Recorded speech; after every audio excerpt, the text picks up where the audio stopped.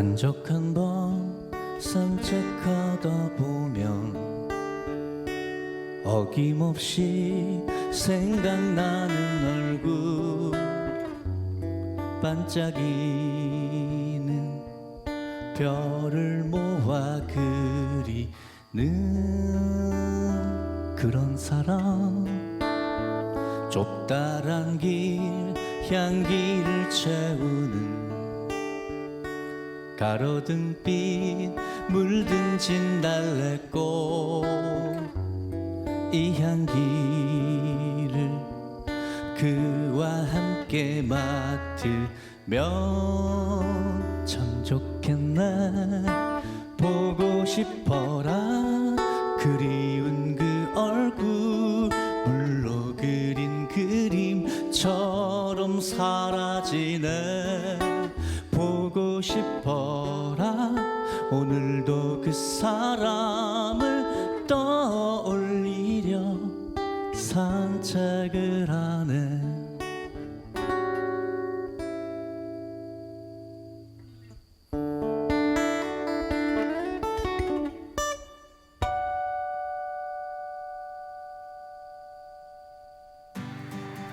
안녕하세요. 안녕하세요. 반갑습니다. 반갑습니다. 네, 청산리 대첩 100주년 특집 토크 콘서트 2020 백야를 만나다 이곳 홍성 백야 김좌진 장군 생가 현장에서 오늘 가수 이한철 씨와 함께 진행을 맡게 된 MC 조민경입니다. 반갑습니다. 아니 방금 전에 불러주신 노래가 산책이라는 노래잖아요. 노랫말이 너무 예쁘던데 소개 좀 해주시죠.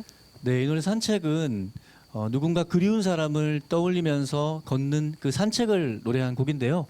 오늘은 여기가 김좌진 장군의 생가잖아요. 네, 그래서 맞습니다. 김좌진 장군을 떠올리면서 한번 불러봤습니다. 객석을 가득 메운 풀벌레들과 함께 또 VIP석에 귀뚜라미들이 계시는데요. 네, 소리가 좋네요. 귀뚜라미는 지금 현재 비대면으로 저희와 함께 하고 있습니다. 아니 이한철 씨 노래에 대한 제가 이 답가 같은 개념으로 이곳에 어울리는 시를 제가 한 수 준비를 해봤습니다. 오, 읽어드릴게요. 기대되는데요? 한번 네, 들어보시겠어요? 좋습니다. 칼머리 바람에 샌데 관산 달은 밝구나. 칼끝에 서리빨 차가워 고국이 그립도다. 삼천리 무궁화 동산의 외적이 웬 말이냐. 진정 내가 님의 조국을 찾고야 말 것이다. 듣기 평가 같았나요? 아니 제 노래에 영감을 받고 네, 이곳에서 뭔가 좋은 기운을 받아서 이렇게 시까지 쓰신 거예요? 제가요. 네. 그랬으면 좋겠지만 이 시는요 백야 김좌진 장군이 1918년 고향을 떠나서 만주로 망명을 하면서 지은 시라고 합니다. 아, 그래서 뭔가 이순신 장군의 한산섬 달 밝은 밤에 점점점 맞아요. 그 교리 같은 게 느껴졌네요. 맞아요. 그리고 김좌진 장군이 이 시를 짓고 나서 2년 뒤에 1920년에 바로 그 청산리 대첩을 승리로 이끌었다고 합니다. 그 청산리 대첩이 제가 알기로 그 시절에 우리 민족의 자긍심을 아주 높게 끌어올린 그런 큰 사건이었는데요. 네. 김좌진 장군 하면 대체로 다 청산리 대첩을 이끈 장군 맞아요. 장군 이렇게 이렇게만. 기억을 하는데 이 외에도 여러 가지 이면의 모습들 많이 있다고 하더라고요. 그렇다고 하더라고요. 그래서 제가 오늘 그런 다양한 많은 이면의 이야기들을 소개해 주실 분을 한 분 모셨거든요. 누군지 궁금하시죠? 너무 궁금합니다. 청산리 전투 100주년 특집 특곡 콘서트 2020 백야를 만나다. 오늘의 주인공입니다. 역사연구가 심용환 교수님을 모시겠습니다.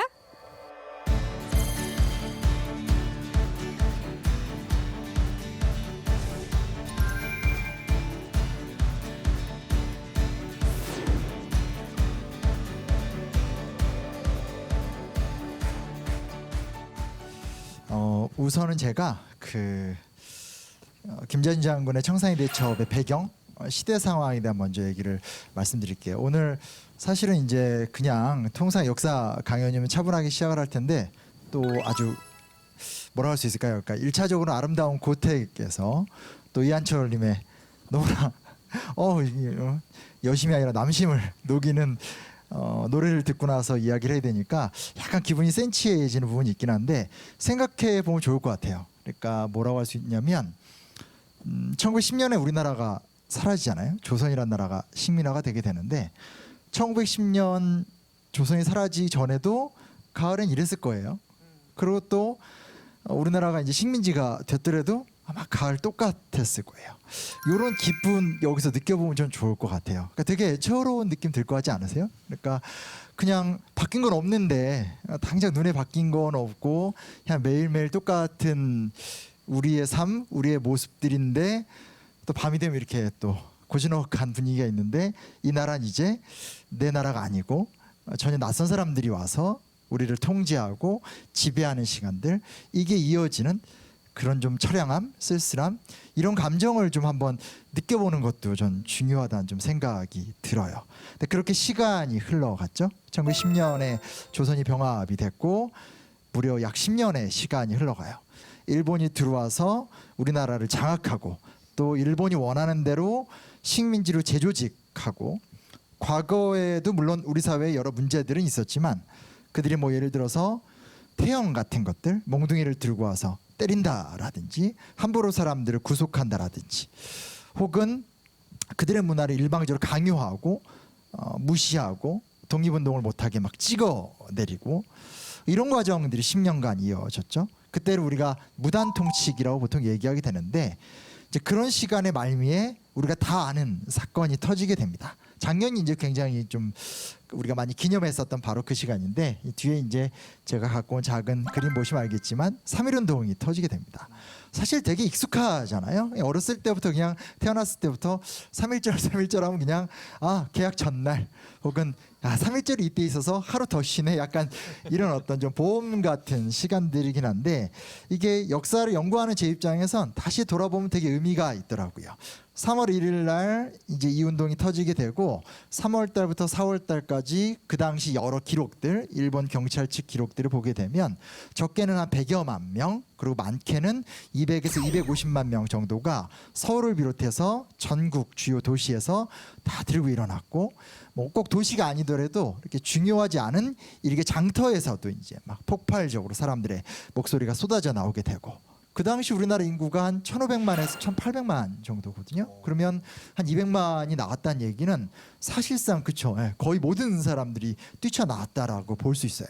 그래서 그 열기 속에서 그냥 싹 묻히는 것이 아니라 그 열기 과정 속에서 4월 달에 우리가 잘 알고 있는 대한민국 임시정부가 만들어지게 됩니다. 요게 이제 대한민국 임시헌장이라고 그래서, 나라가 세워지려면 헌법이라는 게 있어야 되잖아요. 근데 실제로 3.1운동의 여파 속에서 전 세계에 존재하던 독립운동가들이 모이게 됩니다. 상하이에 모이게 돼서 그들이 임시정부를 선언하고 선포하게 되는데, 정부를 선포하게 되려면 사실 헌법이 있어야 되니까 10개 조의 임시헌장이라는 걸 발표합니다. 그중에 1조 한번 읽어주시겠어요? 대한민국은 민주공화제로 한다. 네, 이렇게 넉넉히 제 얘기하면 들으시면 안 되고요. 상호적인 대한민국 민주공화제로 한다. 좀 익숙한 말이잖아요, 그렇죠? 사실은 지금 우리가 쓰고 있는 헌법도 대한민국은 민주공화국이다로 딱 시작을 하게 되는데, 이때 처음으로 1919년에 3.1운동 여파 속에서 임시정부가 만들어지면서 이제는 우리가 왕조가 아니라 민주공화정이란 새로운 방향으로 나가겠다, 이런 선언을 하게 되고요. 이왕이면 3조도 같이 좀 읽어주십시오. 대한민국의 인민은 남녀, 귀천 및 빈부의 계급이 없고 일체 평등하다. 네, 이것도 굉장히 좀 멋있는 말이죠. 느낌 어떠세요? 읽으면서 뭔가 어깨에 힘이 쫙 들어가네요. 그렇죠, 그렇죠. 네. 네. 사실 이때 벌써 뭐 남녀 차별이 없다 이런 말 자체가 최근에 좀 하는 얘기인데, 이게 벌써 나온다는 게 놀라운 얘기인데, 사실은 이 3조가 좀 되게 좀 중요한 구절입니다. 뭐냐면, 아주 좀 간단하게 얘기하면 우린 이제 조선 왕조와 다른 사회를 세우겠다라는 선언이에요. 그래서 이 1조와 3조가 우리가 좀 주목해서 볼 수 있는 부분은 뭐냐면, 3조에서 우리는 남녀, 귀천 및 빈부의 계급이 없고 일체 평등하다. 즉 조선이라고 하는 우리가 500년간 살아왔었던 그 삶의 터가 아닌 새로운 사회를 설계해야 되는데, 그 새로운 사회에선 남성과 여성이 동등하고 신분제라는 것이 존재하지 않고, 그리고 경제적이라 사회적으로 봤었을 때 굉장히 좀 균등하고 모두가 좀 행복한 세상을 만들어 보겠다. 그 핵심은 민주공화정이다. 이런 비전을 선포한 거니까 좀 놀랍지 않으세요? 저는 사실 이 얘기를 되게 많이 하고 작년에 특히 100주년이었기 때문에 그 무슨 앵무새처럼 전국을 돌아다니면서 계속 같은 얘기를 했는데 얘기를 할 때마다 조금 놀라워요. 왜냐하면 500년간 우리가 왕조 사회에서 살았고 딱 망한 지 10년밖에 안 됐고 사실은 3.1운동의 결정적인 배경이라는 건 고종의 죽음이라는 사건이 있었었는데 고종의 죽음 위에서 대거 민중들이 100여만 명이 뛰쳐나온 다음에 그들의 의기가 모여져서 만든 게 우린 이제 새로운 이야기를 시작하겠다라고 선언하기 때문에 매번 좀 듣는 얘기지만 중요한 사건이었고 이게 어떤 청산리 대첩의 배경의 아주 중요한 부분이라고 좀 생각해 볼 수 있는 거죠. 자, 이런 흐름에 사실은 먼저 부응한 사람들이 있어요. 그게 뭐냐면 딱 봐도 우리나라가 아니죠.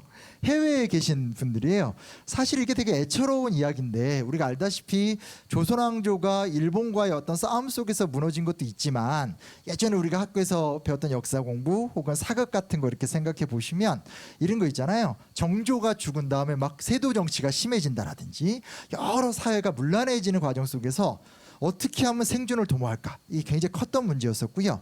그중에 제일 편했던 게 뭐냐면 결국은 이 조선에서 살면 쉽게 말해서 지주의 포갑이 너무 심하니까 이주를 하자는 거예요. 뭔가 좀 자유와 기회를 찾아서. 그래서 제일 편한 거는 우리가 잘 알고 있는 만주 쪽, 간도 쪽으로. 그래서 평안도 분들은 예를 들어서 서간도 쪽으로 간다라든지 함경도 분들은 북간도 쪽으로 간다라든지 이렇게 이주를 하게 됩니다. 굉장히 많이 가셨죠. 그래서 실제로 요 시기만 하더라도 최소한 40만에서 80만 정도의 사람들이 이주를 해서 농사를 지었고 또 연해주 쪽으로도 갔고 더 재밌는 사실은 이제 갔는데 이게 아시다시피 우리가 지금 이곳이나 한반도 남부는 굉장히 그래도 땅이 좋고 벼농사 짓기 좋잖아요. 근데 만주만 하더라도 굉장히 좀 겨울 되면 되게 춥거든요. 그래서 대부분 다 벼농사였는데 한국 사람들이 보통이 아닙니다.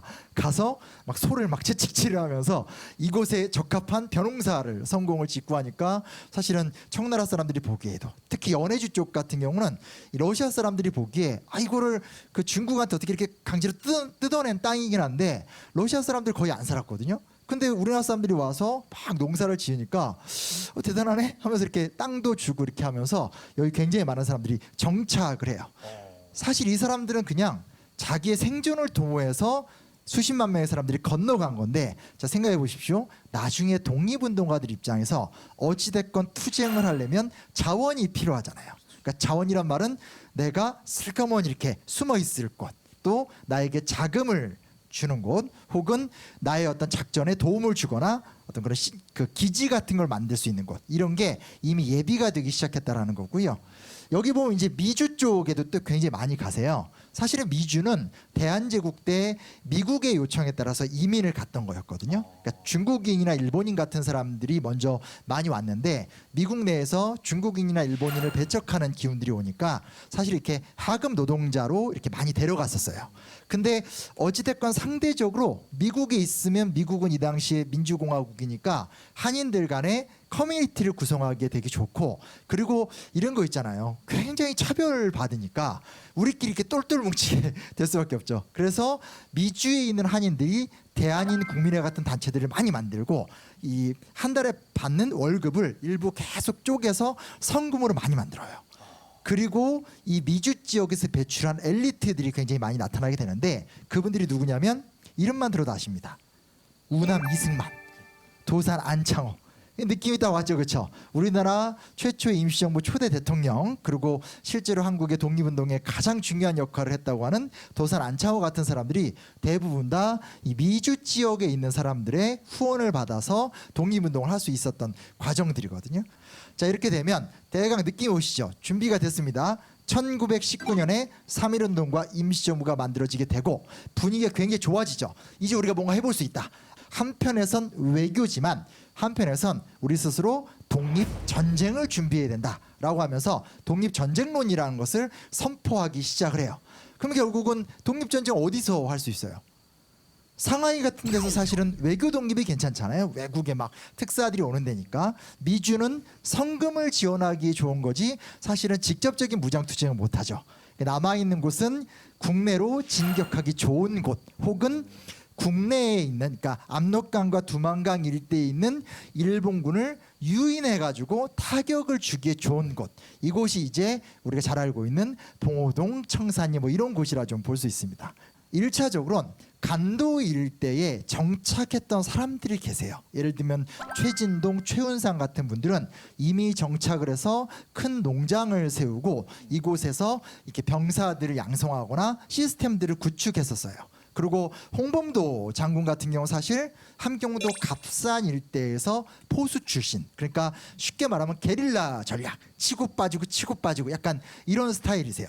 근데 결국 여러 루트를 거쳐서 간도를 집결하게 되고, 이따가도 말씀드리겠지만 김좌진 장군 같은 경우는 약간 스타일이 또 이렇게 양반 출신이시고 호방한 스타일이셔서 진지전 좋아하시고 시스템을 딱딱 구축해서 정규전 하시는 스타일이세요. 모여들게 되면서 우리가 진공전을 하는 것도 좋은데 유인전도 좀 적절하게 해보자라고 하면서 먼저 일단 압록강이나 두만강을 살짝 건너 올라가서 넘어가서 그 일본군 초소들을 격파하고 옵니다. 그 일본군 입장에서 열받잖아요. 왜냐하면 생각해 보십시오. 화력과 무기가 비교가 안 돼요. 이거는 뭐 아예 비교가 될 수 있는 상황이 아니죠. 근데 번번이 좀 당해요. 그러니까 짜증나니까 치고 올라갔다가 당하게 되고 이런 어떤 그런 좌충우돌하는 과정들이 생기게 되는데, 그러다가 결국은 월강 추격대대라고 그래서 한 500~600명 정도 되는 일본군이 넘어가서 봉오동 일대에서 독립군을 박살내겠다고 쳐들어갔다가, 이거 우리가 영화에서 막 되게 멋있게 묘사가 됐잖아요, 그렇죠? 최근에 개봉됐잖아요. 그렇죠. 그건 약간 영화에서 막 갑자기 무슨 저기 유해진 씨가 청룡 언월도 같은 거 들고 나와서 막 이렇게 찔러 죽이기도 하고 했지만 실제로 이제 총으로 싸웠던 전투인데 승리를 거둡니다. 근데 그 전투에서 승리를 거두니까 일본군이 쉽게 말하면 약이 바짝 오른 거예요. 왜냐하면 현실적으로 질 수가 없는데 우리가 왜 졌을까? 이왕 이렇게 된 김에 그러면 아예 밀고 들어가서 독립군 기지를 박살내버리자 라고 하면서 청산리 대첩 직전 상황에서 훈춘 사건이라는 사건을 조작합니다. 두만강 일대에 훈춘이라는 지역이 있는데 이제 그 지역으로 이제 마적대한테 돈을 준 다음에 마적대가 와가지고 훈춘 일대 일본군 초소를 부셔요. 그러니까 돈을 주고 사건을 일으킨 거죠.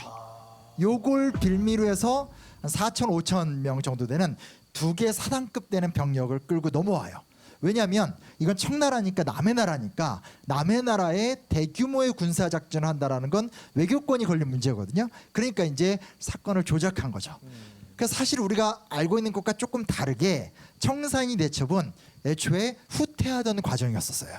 왜냐하면 상대가 너무나 군세가 막강했었고 이 군대를 상대하려면 계속 지속적으로 유인전을 펼치면서 일본군의 간격을 좀 떨어뜨려 놓고 또 지치게 만든 다음에 특정한 곳에 가서 공격을 해서 경멸을 시켜야 된다라는 전략이었었는데, 문제 뭐냐면 속된 말로 독이 바짝 올라 있었던 상태였었기 때문에 계속 이제 백두산 뒤쪽으로 청산리 일대로 계속 유인전을 펼치는데 일본군이 예상보다 굉장히 빠르게 온 거예요. 그러니까 이제 쉽게 말하면 추격을 따라 잡히게 된 거죠.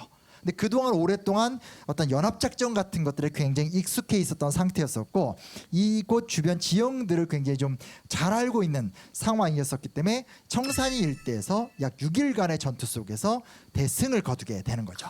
그래서 일본군 한 2,000여 명 이상의 사상자를 내게 되고 나머지 부대들도 패퇴시키는 사건이 이때 발생하게 된 게 우리가 잘 알고 있는 청산리 대첩이라고 할 수 있습니다. 사실은 이 당시엔 공군이 있는 것도 아니고 대량 학살 무기가 있는 게 아니고 기껏해봤자 소총이나 기관총 그리고 대포인데 대포는 워낙 이쪽 지형이 험하기 때문에 많이 사용하지 못하고 하니까 거의 이제 아주 그 지형 지물을 이용해서 유격전 같은 활동들을 이렇게 해나가는 과정이었기 때문에 2,000명 정도가 사상자가 났다는 건 정말 대패를 했던 거고, 그 배경에는 결국 수많은 조선 민중들의 후원 같은 것들이 있었다는 것들이 굉장히 많이 나와요. 그러니까 예를 들면 농사 짓고 있다가 이제 군대가 일본군이 오는 모습을 보면 아들한테 슬쩍 알리면 아들이 막 뛰어가서 정보를 준다라든지, 혹은 간신히 고개를 넘고 군대를 추스리고 있으면 그 지역의 민중들이 밥을 갖고 와서 이렇게 주면 먹고 기운을 차리고 싸운다라든지 하는 정말 이게 어떤 그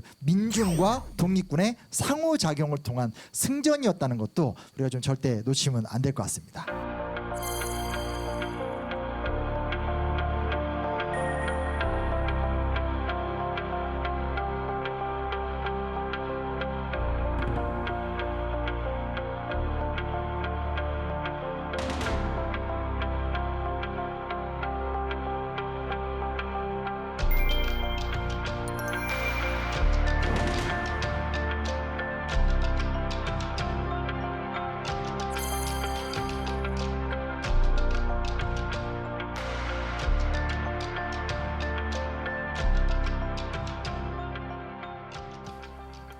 아니 정말 빠져들어서 들었어요. 진짜예요? 네, 정말로 재밌네요. 이한철 씨 어떠셨어요? 심영환 선생님은 네. MBC 저녁 10시부터 11시다.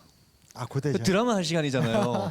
그냥 말씀하시는데 드라마를 보는 것 같고 영화를 보는 것 같고 막 와 몰입이 되더라고요. 저는 약간 여기서 하니까 그러니까 좀 약간 긴장되는 거 평소보다 더 뭐가 조금 더 책임감 있게 잘해야 되겠다 그런 부담감은 좀 있습니다. 근데 정말 그 100년 전에도 이곳에서 이렇게 귀뚜라미가 울었을 거잖아요. 그렇죠. 근데 맞아요. 오늘 제가 노래 부를 때는 좀 정겨운 느낌으로 들었는데 네. 선생님 강연을 들으면서 다시 한번 마음을 고쳐서 이 귀뚜라미 소리를 듣다 보니까 좀 쓸쓸하고 뭔가 맞아요. 먹먹한 느낌까지 왠지 좀 처연한 것 같기도 하고 비장한 것 같기도 하고 그런 마음이 드네요. 네. 흥미진진하게 들었는데 아마 시청자 여러분들도 그렇게 느끼시지 않았을까 싶은데 요 흥미진진한 이야기가 이곳 김좌진 장군 생가 김좌진 장군 말고 이한철 씨께도 하나 있다고 하던데 제가 들은 게 있거든요. 제가요? 네, 뭔지 직접 말씀해 주시죠. 저희 그 외증조부께서 서장자 환자 쓰시는데요. 네. 그 독립운동을 하셨었습니다. 그래서 오. 대구 달성 지역에서 네. 독립운동 자금을 마련해서 보내기도 하고 또 의병 활동을 하는 분들의 가족을 또 돌보시기도 하고 뭐 임시정부 이시영 선생 그러니까 우리나라에서 초대 부통령 하셨고요. 최근에 이제 그 또 다른 노블리스 오블리주에 전형이 되는 이회영 일가 그러니까 자기 전 재산을 털어서 신흥문학교 세웠던 그분하고 이제 소통을 하시면서 자금을 이제 융통하시기도 하고 전달하시기도 했고 국내에서 아무튼 또 그런 방금 말씀하신 것처럼 활동 많이 했던 걸로 아는데 진짜로요? 아 죄송합니다. 아유 이거 제가 아니 확실히 이 뼈대 있는 가문이셔서 그런지 활동 반경도 이런 활동도 많이 하시는 것 같아요. 열심히 음악 활동하고 있습니다. 네. 저는 예전에는 음악하면서 그냥 오선지 안에서 음표 달아져 있는 것 안에서 답을 찾으려고 했는데 좀 최근 들어서는 사회의 어떤 역할을 할 수 있는 음악으로서 좀 좋은 노래들 많이 발표해야겠다 이런 다짐을 하게 됩니다. 네, 노래 한 곡 더 준비를 해주셨죠. 어떤 노래인지 궁금한데 어떤 노래인가요? 이번에 준비한 곡은 윤동주 시인의 별에는 밤 그 시에다가 노래를 붙인 곡인데요. 별을 한번 세어보는 그런 마음으로 불러보겠습니다.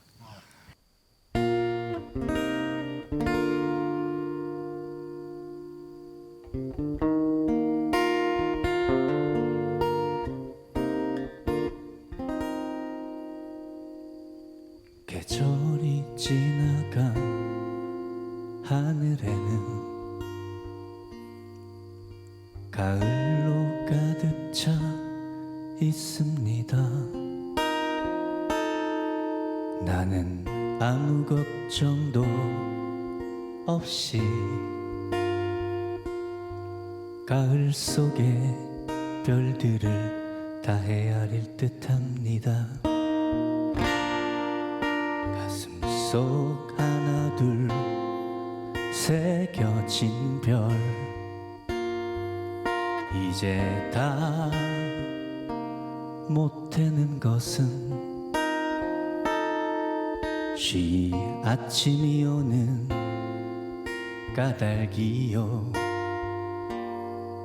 청춘을 다지 않은 까닭입니다. 별 하나의 추억과 별 하나의 사랑과 별 하나의 쓸쓸함과 별 하나의 동경과 별 하나의 시와 별 하나의 어머니 겨울이 지나고 나의 별들의 봄이 오면 무덤 위에 파란 잔디가 피어나듯 내 이름 자무칠 언덕 위에도 자랑처럼 불이 무성할 거외다.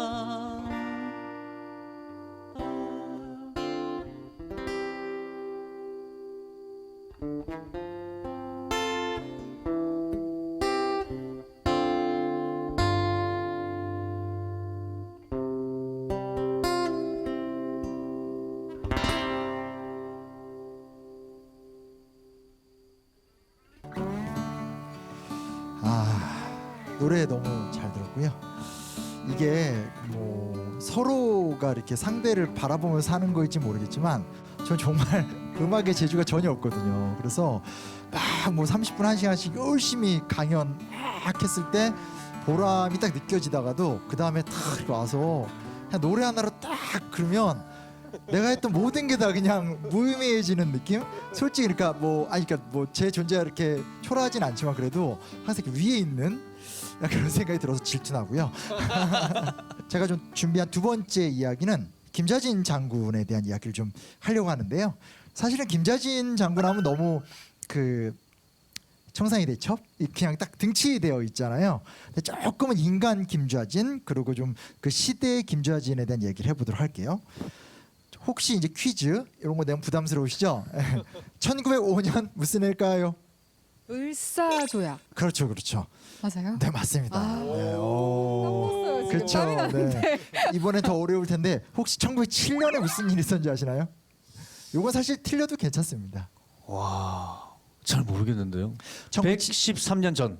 이런 1907년은 정미칠조약이라고 그래서 그러니까 을사늑약을 한층 강화시켜서 사실상 조선을 속국으로 만들어가는 단계가 1907년이에요. 그래서 우리는 보통 1905년 을사조약, 이 조약이란 말도 막 아까우니까 우리가 늑약이라는 단어가 있으면서 분노감을 드러내고 1910년에 조선이 강제로 병탄되잖아요. 그래서 뭐 경술국치다 이런 말을 쓰게 되는데 사실 역사학적 흐름으로 보게 되면 5년의 외교권을 박탈당한 다음에 7년의 정미칠조약을 맺으면서 우리가 잘 알고 있는 이토 히로부미가 내정에 대한 구체적인 간섭 권리를 얻어내게 되는 과정이 1907년이에요.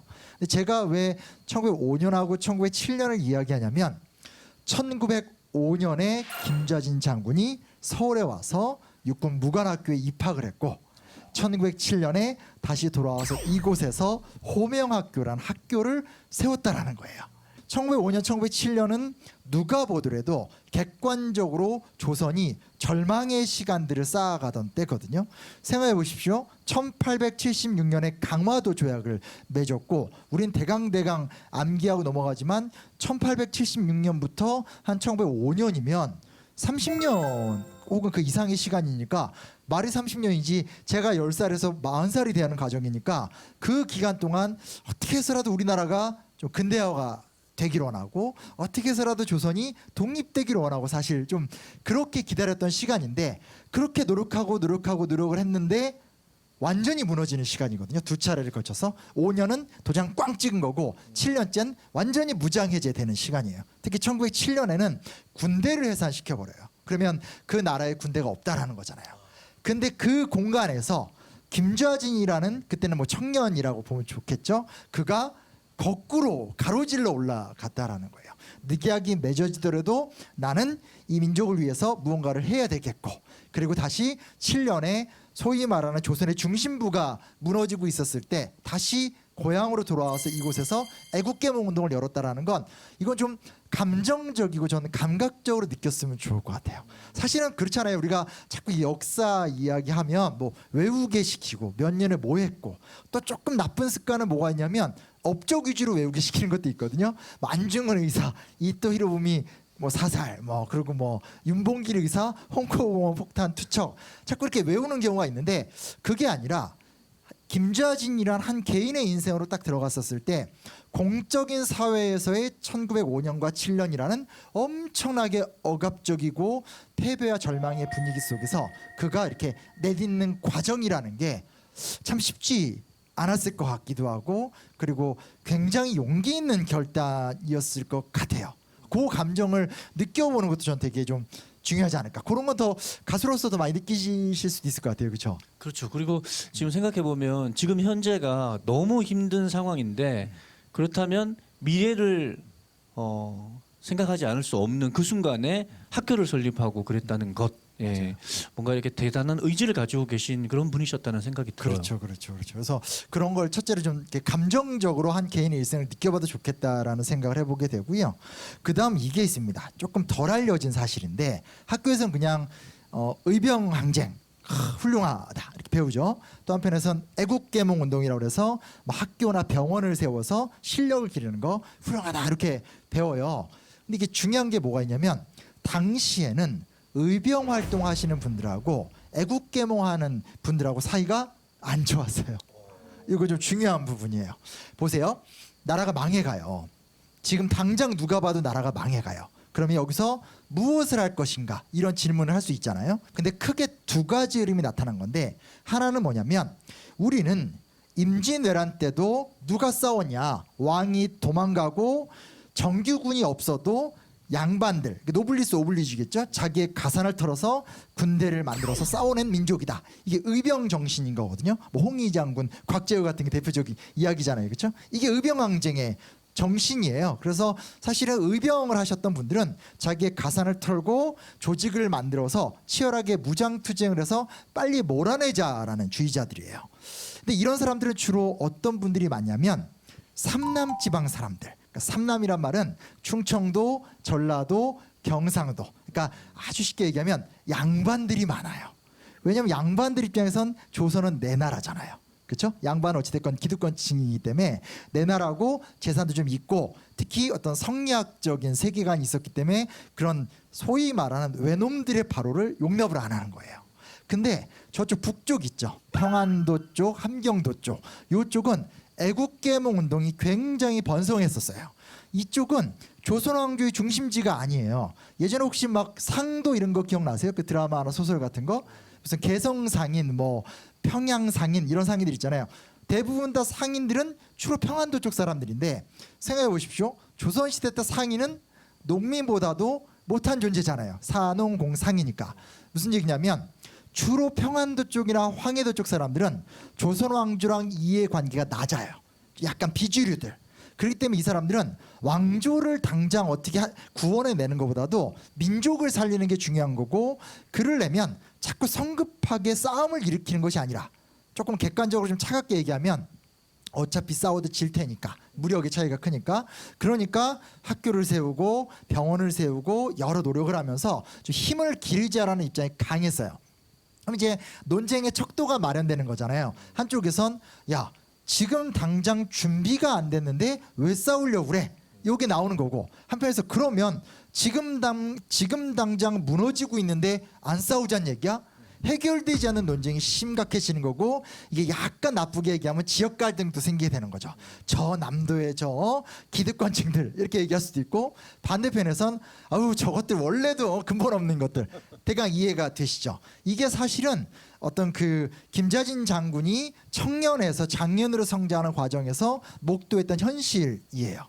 근데 여기서 우리가 조금 주목해 볼 수 있는 게 뭐냐면 앞 얘기랑 이어지게 되는 건데 그가 우리는 마지막만 기억하고 있잖아요. 그 소위 말하는 이 청산리 대첩에서의 영웅. 그런데 한편에서 뭐가 있냐면 그가 1907년에 이곳에 와서 주변의 양반들, 안동, 김씨 이런 양반가들을 설득해서 호명학교를 세웠다라는 게 되게 주목해 볼 만한 부분인 거예요. 자, 아주 러프하게 얘기하면 양반이잖아요. 양반은 쉽게 말하면 기득권층이잖아요. 그렇다면 기득권의 논리라는 게 있잖아요. 그 기득권의 논리라는 건 우리가 이 사회의 주인인데 저것들이 이게 들고 일어나서 싸우는 게 편하잖아요. 근데 그걸 넘어서기 시작했다라는 거예요.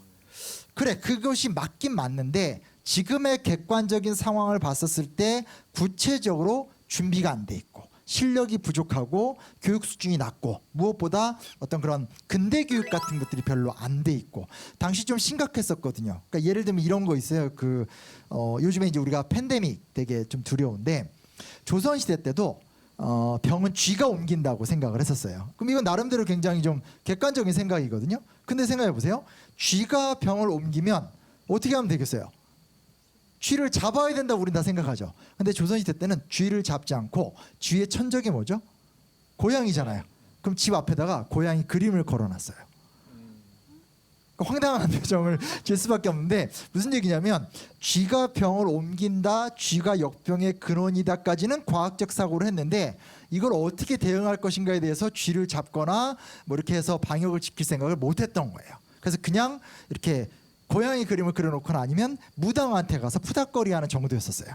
즉 객관적으로 봤었을 때 너무나 소위 말하는 근대 의학이라든지 근대화된 사회 변화에 대해서 못 따라가고 있다라는 것이 정확하게 보였다라는 거거든요. 그래서 우리가 그냥 김좌진 장군이 호미학교를 세웠어요. 야 대단하네. 이렇게 전 생각하면 안 된다고 생각해요. 그가 남도의 문화 속, 그러니까 삼남 지방의 양반의 기풍의 문화를 가졌던 사람이 서울로 유학도 가고 시대 흐름을 읽는 가운데 단순한 의병 투쟁만으로는 안 되겠구나라고 하면서 그가 의병 정신을 포기한 건 절대 아니지만 교육을 하고 근대 문물을 받아들이겠다는 의지적인 노력을 했다라는 걸 우리가 좀 주목할 필요가 있어요. 근데 되게 멋있는 게 뭐냐면 사람이 바뀌어간다라는 거예요. 저는 이게 김좌진의 인생을 통해서 되게 느껴지게 되는 건데, 자, 사람이라는 게 자기 문화라는 게 있잖아요. 태어날 때부터 양반이에요. 교육 되게 잘 받았어요. 그리고 이 주변 지역에서 존경받던 분이에요. 근데 이분이 한번 해보니까 자기를 깨어나가기 시작해요. 그러니까 부셔나가기 시작해요. 이분이 그 다음의 과정을 보면 의병정신이나 무장투쟁을 포기하지 않아요. 뭐 하나에 빠졌다고 해서 기존 것을 멸시하는 스타일이 아니라 광복단에 참여하면서 무장투쟁을 계속 이어가게 되는데 이제부터는 같이 가게 되는 거죠. 한편에선 애국계몽, 실력을 기르는 흐름과 한편에선 독립전쟁을 하는 흐름을 같이 만들어나게 되는데 문제는 뭐냐?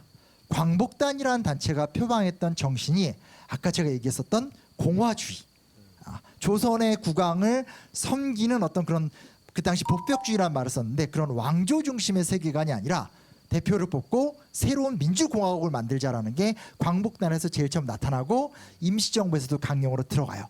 근데 보세요. 조선은 신분제 사회잖아요. 나는 조선에서 태어났고 조선의 기득권층으로 태어났어요. 그런데 나라를 살리겠다고 좋아. 근대 문물을 받아들이겠어. 여기까지만 해도 사실은 좀 혁신적인 행동을 한 거잖아요. 근데 그게 아니라 내가 원래 기득권층이었는데 그딴 거 필요 없어. 이제 우리가 새로운 나라를 세우는 데 있어서는 모든 구성원이 양반 쌍놈 구별 없고 똑같이 해서 새로운 시스템과 조직을 만드는 새로운 나라를 설계해야 돼. 이런 생각을 한다는 게 쉬울 것 같으세요? 어려울 것 같으세요? 많이 어렵죠. 쉽지 않죠. 네. 또 기존 기득권들한테 반대도 많지 않았을까요? 그렇죠. 실제로 이게 우리가 많이 안 알려진 얘기지만 당시 독립운동사를 공부하다 보면 상당수의 독립운동가들은 특히 의병 출신의 독립운동가들은 우리가 빨리 다시 고종을 모시고 조선왕조를 부활시켜야 된다는 생각들이 주를 이루고 있었어요. 근데 김좌진 장군은 사실 그걸 깨는 거예요. 왜냐? 미래로 나가려면 전근대적인 전제군주제, 물론 한때는 의미 있었고 가치 있었던 전통 문화인 것은 사실이지만 우리 민족이 미래로 나가고 특히 그 당시 세계의 대세라는 게 입헌군주제 시스템이었었거든요. 이런 것들을 본다라면 기존의 어떤 우리가 갖고 있었던 전통도 부셔야 된다, 고쳐야 된다 이런 생각을 했던 거기 때문에 우리가 노블리스 오블리주란 얘기를 할 적에 내 가산을 털고 뭐 사람들이 위해서 무언가를 한다 이런 것도 되게 중요하긴 하겠지만 그 행동의 근거에 세계관의 혁명이 있었다라는 거, 이걸 우리가 좀 같이 기억해 보는 것도 굉장히 좀 좋지 않을까. 어찌됐건 대한민국에서 충청도는 사실 제일 좋은 뭐 이런 아주 그런 동네잖아요. 근데 독립운동을 위해서 만주로 이전을 해서 그곳에서 기지를 만들고 활동을 하게 되고 또 그 과정 속에서 때에 따라서 더 북만주 쪽이라든지 연해주 일대로 막 이전을 하게 되고 하는 그런 활동을 한다는 것 자체는 사실은 지금 보면 당연한 거겠지라고 하겠지만 그걸 감내하는 사람 입장에선 진짜 힘든 과정이 아니었을까, 이런 것도 좀 한번 생각해 봐줬으면 좋겠다 이런 생각도 해보게 됩니다. 그 당시도 그렇고 뭐 지금까지도 그렇지만 누가 알아주는 것도 아니잖아요. 그렇죠. 숨어서 해야 되는 행동들이기 때문에 그럼에도 불구하고 했다는 건 정말 대단한 것 같습니다. 그렇죠. 그리고 이제 안타깝게 이제 김좌진 장군이 암살을 당하시면서 그 끝까지 어떤 지속적인 것이 뚝 끊기긴 하지만 이 1920년대 때를 보게 되면 임시정부와 연계된 활동을 하고 본인은 공화주의자임에도 불구하고 아까 말씀드렸듯이 한편에서는 전통주의자들과의 연대를 추진했다면 또 한편에서는 어떤 문화가 일어나기 시작하냐면 1917년 러시아 혁명 이후에 사회주의라든지 아나키즘 같은 서양의 급진적인 사주의 영향을 받은 새로운 형태의 독립운동가들이 많이 나타나게 돼요. 근데 여기서 또 우리가 김좌진 장군의 태도에 되게 주목해 볼 수밖에 없는 게 뭐냐면 그가 또 여기서 한 발 더 나가요. 더 나가서 내가 공화주의자긴 하지만 나는 뭐 사회주의자는 아니지만 그럼에도 불구하고 어떤 그런 이런 아나키즘이나 사회주의자들이 꿈꾸는 해방에 대한 열정을 내가 수용하겠다. 그리고 내가 조금 생각은 다르지만 연대에서 조선의 독립을 위해서라면 뭐든지 할 수 있다. 이런 태도를 보여요. 근데 이게 그냥 돌아서서 생각을 하면 그냥 좋은 게 좋은 거잖아요. 그리고 아유 뭐 하면 되겠지 이렇지만 사실 그 당시에 양반집 자제로 태어나서 충청도에 사시다가 만주 일대와 중국 일대를 돌아다니면서 자기를 깨면서 선배들을 설득하고 후배들과 연대해가는 과정을 이뤄낸다라는 건 저는 되게 중요한 모습이라는 생각이 좀 들게 됩니다. 마무리를 좀 지어야 될 것 같은데요. 오늘 우리의 과정 속에서 김좌진을 어떻게 봐야 될까에 대한 말씀 드리고 싶어요. 사실 이런 거 있잖아요. 저는 요즘 두 가지를 느끼는데 하나는 혼돈의 시대. 그러니까 이런 저기 코로나19 같은 사건. 저희 둘째가 초등학교 1학년인데 학교를 한 번도 안 갔어요. 그래서 이 녀석의 꿈이 그 학교 안 가는 게 꿈인데 1년을 꿈을 이뤘네요. 1년을 그냥 미루는 기가 막힌 신공을 부렸어요. 저도 이제 적응이 안 되는 상황인데 또 한편에선 예를 들어서 올 여름은 비가 너무 많이 온다라든지 혹은 뭐 작년 겨울은 하나도 안 춥다라든지 기후 위기 같은 것들, 그러니까 예상하지 못했던 새로운 이야기들이 계속 이제 만들어지고 있는데 이런 혼돈의 시대 속에서 김좌진의 정신을 어떻게 적용할 수 있을까? 결국 김좌진은 진보적인 방향을 계속 선택했던 것 같거든요. 그러니까 자기가 안 가본 길에 대한 과감한 선택을 통해서 이야기를 만들었던 것들. 그렇다면 오늘 우리가 완벽하게 오늘의 혼돈을 해결할 수는 없지만 그럼에도 불구하고 과감한 선택들, 그러니까 이것이 기후 위기의 문제다라고 느낀다라든지 어떤 그렇다면 그걸 위해서 나는 뭐 환경 문제에 적극적인 태도를 보인다라든지 그런 혼돈을 주저하는 태도로 보는 것이 아니라 능동적으로 개척하는 태도, 이런 걸 좀 김좌진 장군의 모습 속에서 배울 수 있지 않을까라는 생각을 해보게 되고요. 또 하나는 지금 다원성의 시대라는 말도 좀 어울리잖아요. 그렇죠? 뭐 젠더 이슈를 비롯해서 되게 다양한 이슈들, 나와 다른 생각을 하는 사람과 어떻게 공존할 것인가, 이게 또 우리 시대 화두잖아요. 이게 좀 편한 것도 있어요. 뭐가 있냐면 요즘 만나보면 그냥 옛날에는 막 저 어릴 때만 해도 야 머리 안 잘라? 뭐 이런 문화였잖아요. 그렇죠?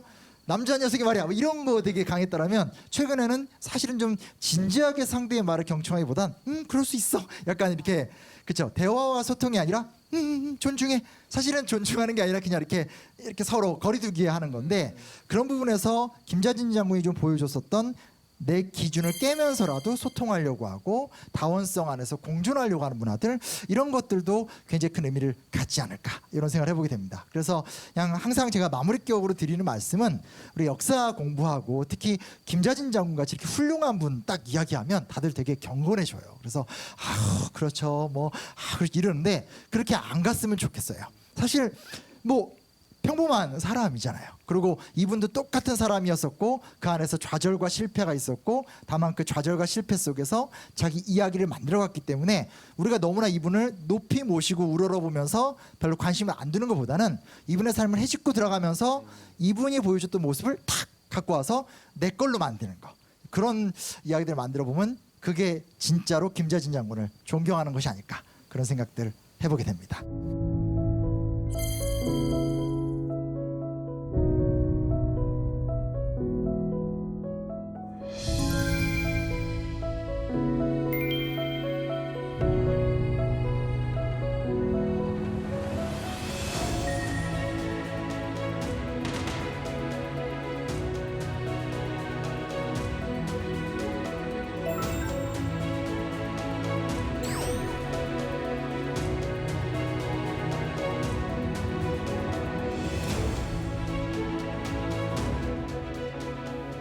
와, 강연 정말 잘 듣고 왔습니다. 너무 좋았습니다. 아이, 감탄이 저절로 나오는 명 강연이네요. 네.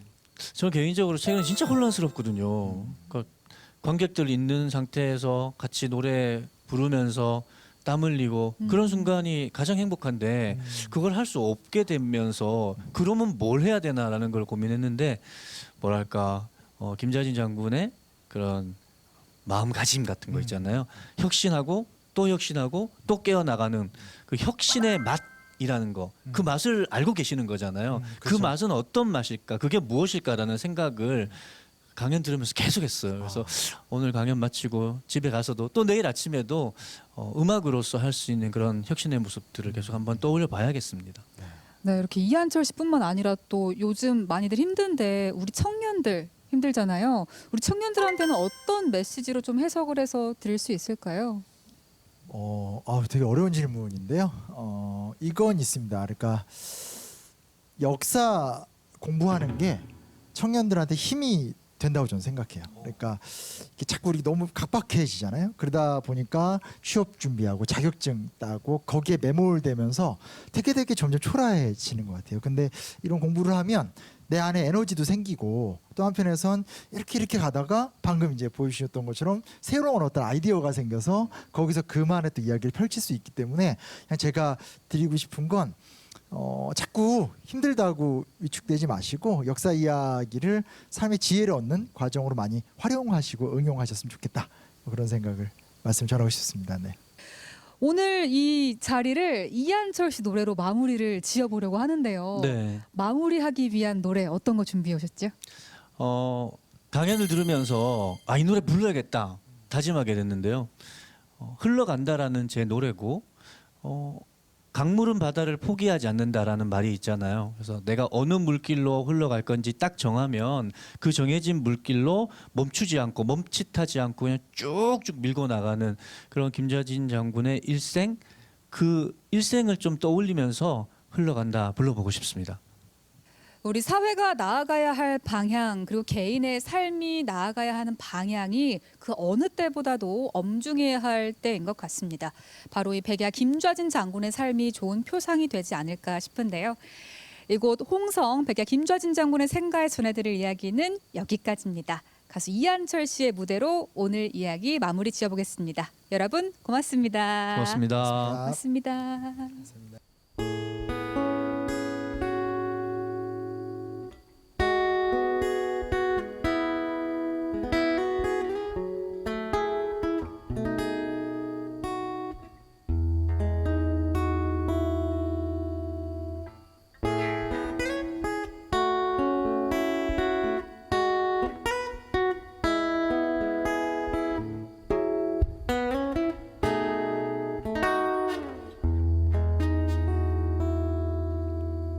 흘러간다 바람을 타고 물길을 따라 흘러간다 시린 마음 가녀린 손끝 옷깃을 세우고 흘러간다 지난 날 나에게 거친 풍랑 같던 낯선 풍경들이 저만치 스치나